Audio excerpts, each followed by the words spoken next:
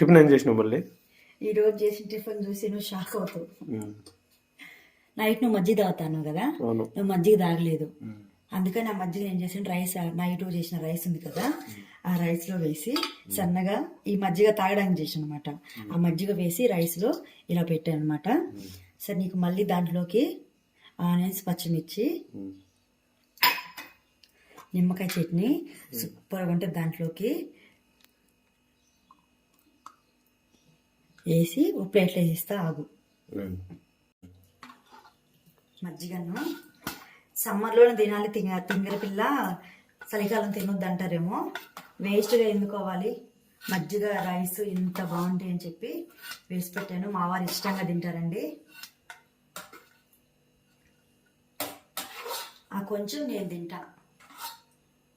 దీంట్లోకి పక్క పెట్టుకొని ఉల్లిగడ్డ ఇలా పెట్టుకొని ఒక్క నిమ్మకాయ వేసుకుందాం దాంట్లో.